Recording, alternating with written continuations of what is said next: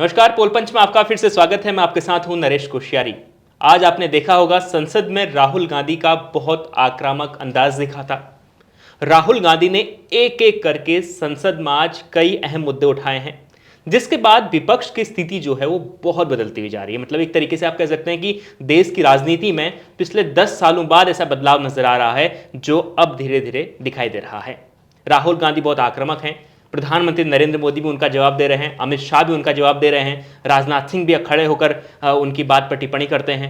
तो ये जो देखने को मिल रहा है ये करीब 10 सालों बाद भारत की जनता को देखने को मिल रहा है। और इससे क्या राजनीति बदली है, भारत की राजनीति इस लोकसभा चुनाव के बाद कांग्रेस की जो स्थिति उभरी है उसके बाद कितनी बदली है, इस पर बात करेंगे। और बात करने के लिए मेरे साथ हैं अरुण चौबे सर, संपादक हैं इंडिया.com के।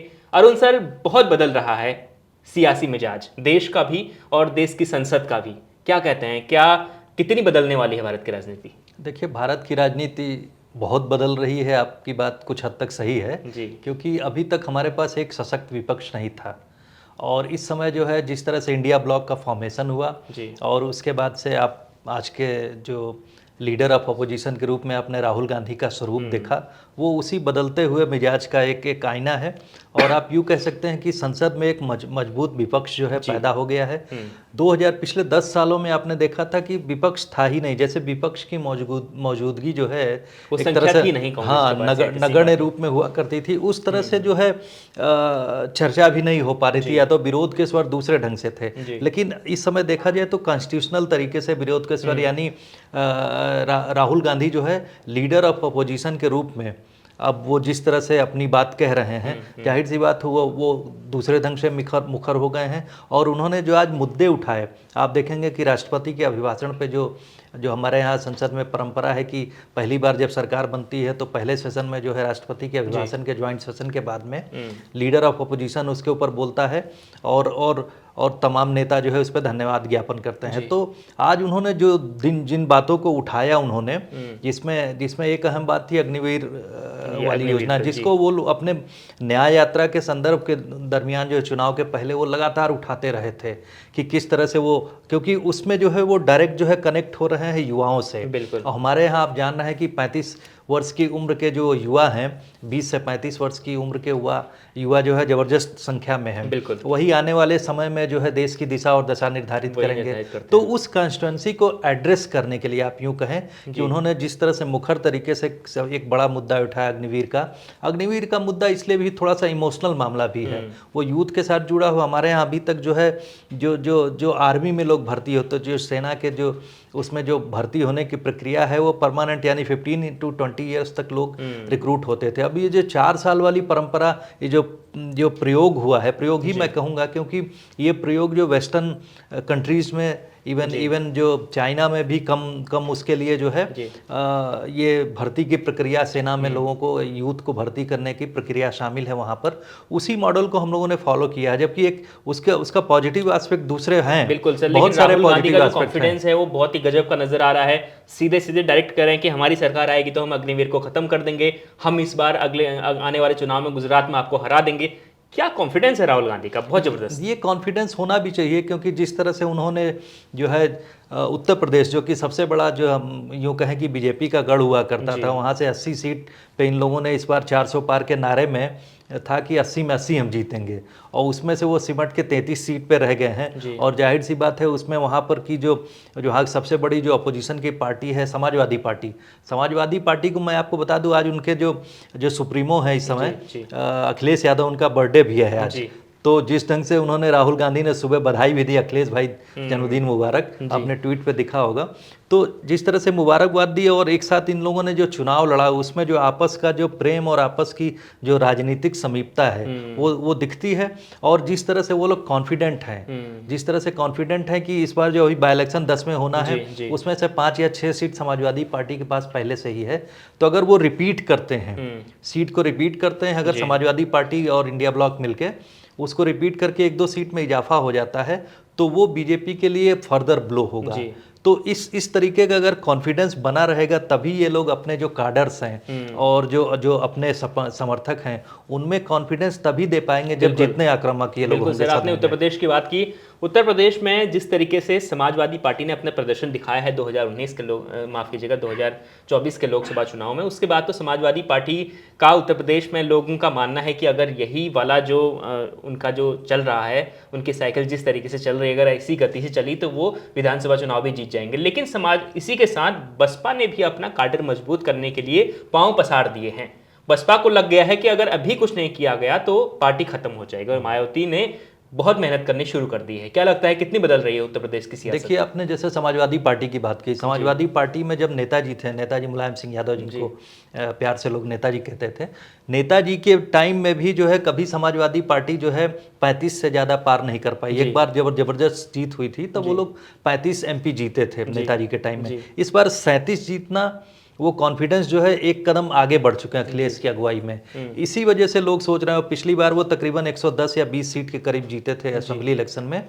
उस कॉम्बिनेशन को लेते हुए कांग्रेस के साथ में आकर जिस तरह से उन्होंने कहा है कि हम 300 सीट जीतेंगे, तो उसके लिए दमखम बना रहना चाहिए, कॉन्फिडेंस जबरदस्त दोनों पार्टी जब बना रहेगा तभी वो लोग अपने पार्टी के जो काडर है उसको एनर्जाइज करेंगे। और दूसरी तरफ बसपा की बात है, बसपा जो है बहुजन समाजवादी पार्टी, आपने देखा होगा पिछली बार जब समाजवादी पार्टी के साथ अलायंस में थी तो 10 सीट के करीब जीती थी, 5 सीट समाजवादी पार्टी ने जीता था।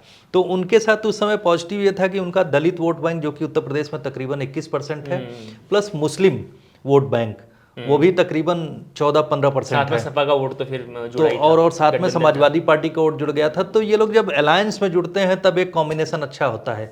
लेकिन बीएसपी ने जो इस बार गलती की, अगर वो इंडिया ब्लॉक के साथ लार्जर अलायंस में आई होती तो शायद बीजेपी 25 पे सिमट गई होती, कुछ और सीट हारी होती। लेकिन बसपा ने ये शायद रियलाइज कर लिया है, और उन्होंने, आपने देखा होगा कि उनके अपने भतीजे जो है उनको भी चुनाव के दरमियान उन्होंने किनारे कर दिया, आकाश आनंद को नेशनल कोऑर्डिनेटर बना दिया। और इस समय कोऑर्डिनेटर बनाने का मतलब यही है कि जो यंग लीडरशिप है, क्योंकि राहुल गांधी और अखिलेश जो है एक तरह से यंग लीडर हैं, और उनके साथ में उनको मैच करने के लिए, उनको जो उनके साथ में खड़े होने के लिए समझ आ गया है कि आपको अटैक करना होगा। जिस तरीके से आकाश आनंद को हटाया गया तो उसके पीछे एक ही वजह थी कि वो लगातार भारतीय जनता पार्टी, प्रधानमंत्री नरेंद्र मोदी, अमित शाह पे अटैक कर रहे थे। उसके जस्ट बाद, भाषणों के बाद उन्हें हटा दिया गया, उनसे पद से हटा दिया गया, उत्तराधिकारी बनाया था उससे भी हटाया, पीछे स्टेप ले लिया था मायावती ने। लेकिन फिर से बनाने का मतलब है कि मायावती को समझ आ गया है जनता के बीच में अगर जाना है तो। क्योंकि आप याद करिए तो मायावती भी जब अपने राजनीतिक करियर में जब 95 पहली बार चीफ मिनिस्टर बनी थी तो वो बिल्कुल जो उनकी स्थिति भी बहुत एग्रेसिव हुआ करती थी। एग्रेसिवनेस, उनका जो एग्रेशन जो है उसमें ब्यूरोक्रेसी के साथ में हो या फिर कहीं अपराध हो जाता था तो जिस तरह से एग्रेसिव तरीके से वो एक्शन लेती थी, ब्यूरोक्रेसी उनसे घबराया करती थी। लीडरशिप में भी जिसको मनाया उन्होंने रखा, हटा दिया, क्योंकि उनके पास एक जो वोट बैंक का फोर्स था वो उनकी राजनीतिक उसके साथ मिला हुआ था। तो जाहिर सी बात है जो उनका वोट बैंक है उसमें एग्रेशन नहीं दिखेगा। अगर वो क्योंकि आप देखेंगे कि पिछड़े और दलित स्थिति में जो है उनके ऊपर किसके साथ अत्याचार होता, पता चला कोई पुलिस के उससे प्रताड़ित होता है या कोई दबंग उनको प्रताड़ित करता है, तो उनका नेता अगर एग्रेसिव नहीं होगा, वो उस तरह लड़ने की क्षमता नहीं दिखाएगा तो उनका वोट बैंक खिसकता जाएगा। फिलहाल चंद्रशेखर दिखा रहे हैं, वो आप देख रहे हैं वेस्टर्न यूपी से जो सीट जीते हैं, वहां से नगीना से सीट जीते हैं चंद्रशेखर आजाद, वो अपने साथ में जो कमिटेड कार्डर्स के साथ में वो एग्रेशन दिखाते हैं।